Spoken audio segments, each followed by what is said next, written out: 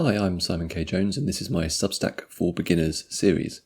Today I'm talking about the concept of community on Substack and what that actually means for your publication. I'll be taking a look at features such as Substack notes, discussion posts, comments, recommendations, and how you can make use of them.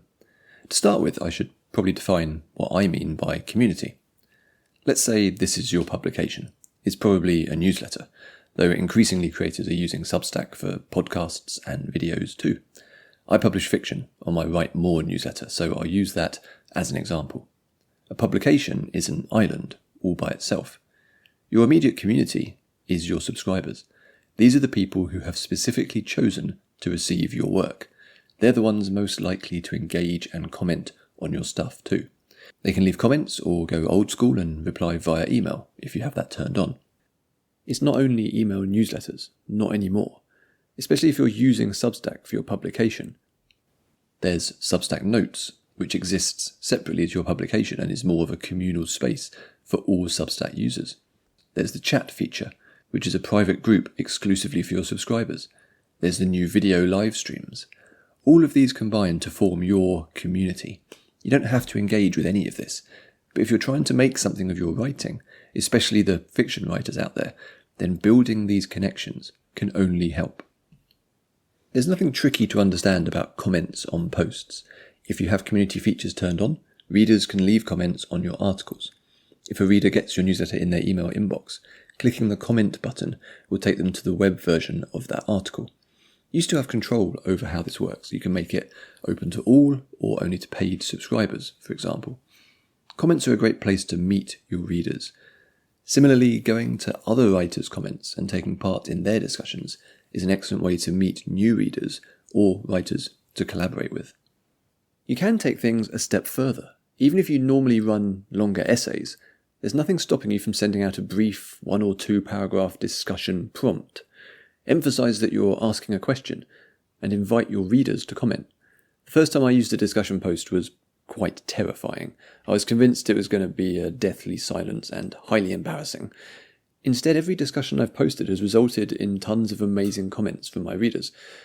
It's an opportunity for everyone, including the creator, to learn new things and meet people.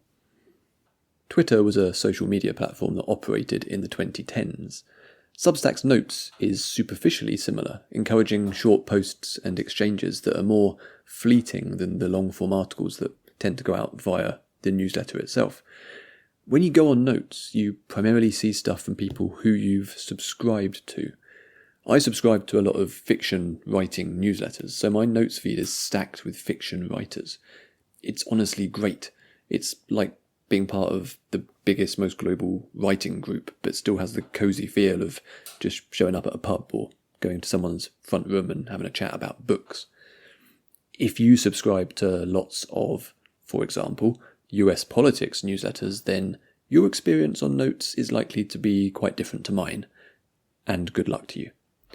The flip side, of course, is that your subscribers will see your notes when they go on Notes, as well as those from other people that they subscribe to.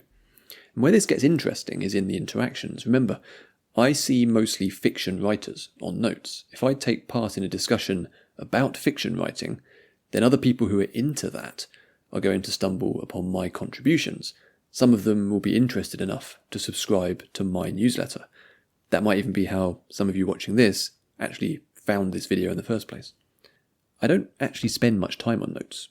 Critically, when I do go on there, I don't scroll very much, because generally, the first 2 or 3 things I see are really interesting. They're conversations I enjoy having, and it doesn't feel like wasted time. When was the last time you could say that about social media? Notes is a very public thing, and chat is something slightly different. It's a more private space limited specifically to your subscribers, or even just to your paid subscribers, depending on how you want to do it. Think of it like a live chat, closer to something like WhatsApp. Publications have their own chat area where they can host discussions with their subscribers. So here's mine. I tend to hold a semi-live chat every week while I'm writing my fiction, inviting other people to jump on and share what they're working on, or simply what they're doing at that particular moment. It's good for accountability and getting words down on the page, and it's just a nice little community thing. When you start a chat, you can notify all of your subscribers via email that it's taken place, or you can keep it a little quieter and just wait for active Substack app users to swing by. Now, bear in mind that only your most enthusiastic readers are going to show up to these things. It's also very time reliant. Don't start a chat when most of your readers are asleep, for example. You're not going to get more subscribers from chat. It's a feature to be used by your readers. It's not a promotional tool like Notes. Although that does bring me to the last of the features I'm poking at today, which is recommendations. Now, I've written about recommendations in quite a bit of detail elsewhere, so do search for that article. I'll put a link down below.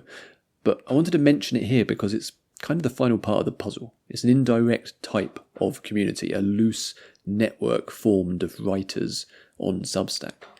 You can recommend other newsletters, and other newsletters can recommend you.